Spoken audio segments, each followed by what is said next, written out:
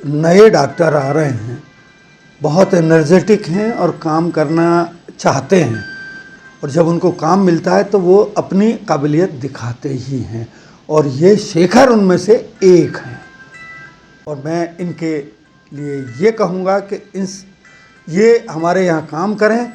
हाँ, मैंने अभी 4 दिन पहले ही, तो वैसे मैं यहाँ पिछले 11-12 महीने से हूँ। इससे बढ़िया आपको प्राइवेट में भी नहीं मिलेगा, इतना हम कह रहे हैं।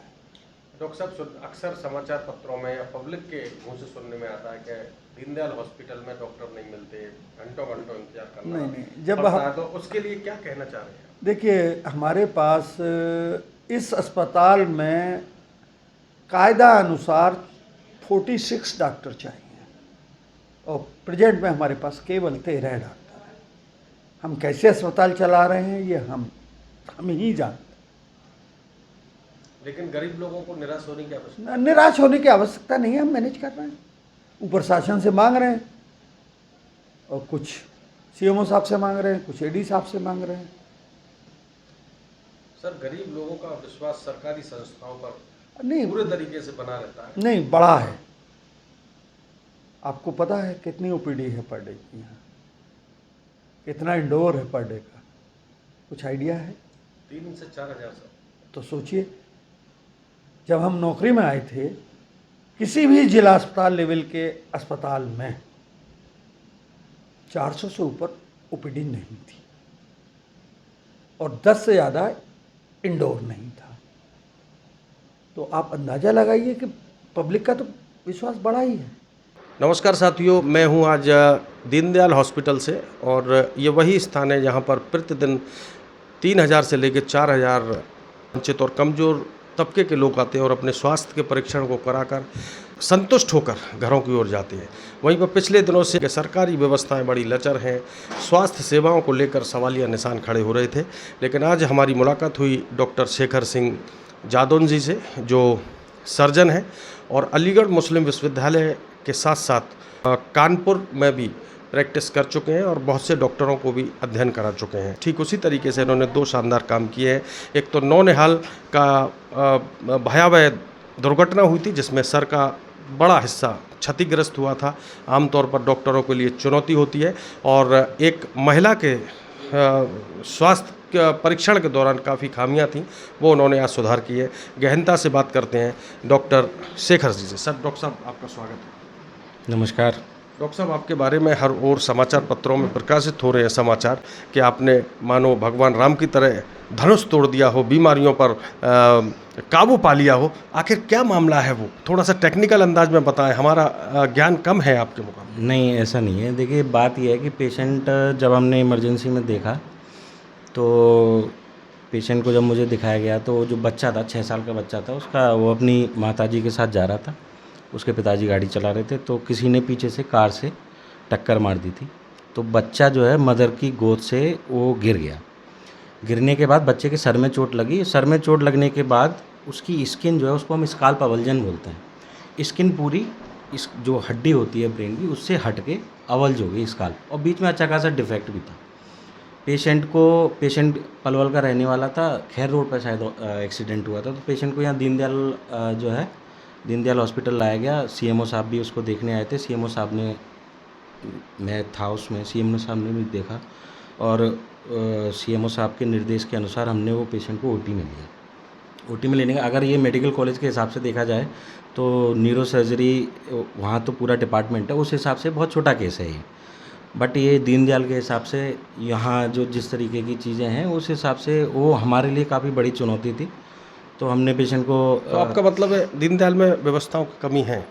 कमी नहीं कहेंगे, बट ये है कि हाँ, ये है कि चीज़ों को धीरे धीरे, सारी फैसिलिटी हैं, ऐसा कुछ नहीं है, बट वो फैसिलिटी को यूटिलाइज कैसे किया जाए, सिस्टम को कैसे सुधारा जाए, वो सारी चीज़ों पर काम करना चाहिए। और मैं काम कर रहा हूँ, मैंने स्टार्ट कर दिया है, अभी 2 हफ्ते हुए हैं।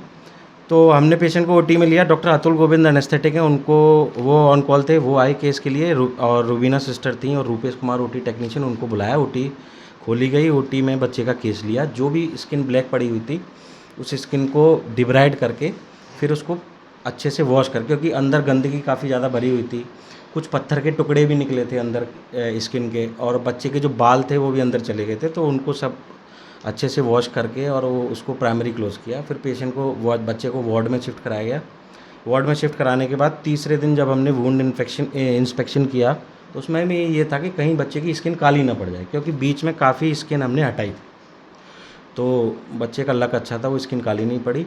अभी हमने 2-3 बार बच्चे की ड्रेसिंग कर दी है। बच्चे को हम डिस्चार्ज करने का प्लान कर रहे हैं। डॉक्टर साहब डिस्चार्ज तो करेंगे, सफलता के लिए आपको बधाई।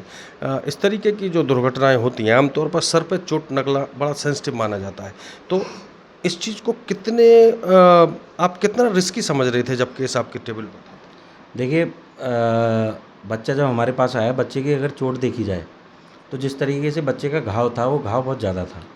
बट अगर सर की चोट देखी जाए तो सर की चोट को मापने के लिए जो स्कोर बोलते हैं हम उसको बोलते हैं ग्लासगो कोमा स्कोर स्केल।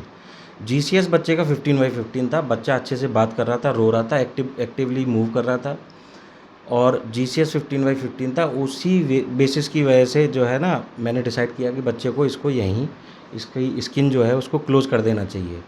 बाकी जहाँ बच्चे का एक्सीडेंट हुआ और एक्सीडेंट होने के बाद और अभी बच्चे को कोई ऐसी सर से संबंधित कोई समस्या नहीं आई और हमें सीटी स्कैन कराने की ज़रूरत भी नहीं पड़ी। अननेसेसरी कोई न बच्चा बेहोश हुआ था, न बच्चे को वॉमिटिंग हुई थी, तो हमने सीटी स्कैन नहीं कराया। बट बच्चों के परिजनों को हमने समझाया एक चीज़ कि अगर इनमें से अगर बच्चा बेहोश हो जाता है या उसको दौरे पड़ने लगते हैं तो इस केस में वो किसी न किसी न्यूरो सर्जन से सलाह लें या एडमिट हो जाएं। बट अभी ज़रूरत नहीं पड़ी है। साथियों देख सकते हैं किस तरीके से ये डॉक्टर साहब ने एक विशाल हृदय का एक परिचय दिया है। आमतौर पर हम लोग जब भी सरकारी संस्थाओं में आते हैं तो भीड़ भड़क देखकर कुछ अपशब्द भी बोल देते हैं। हमें उनके कार्यशैली को देखना चाहिए।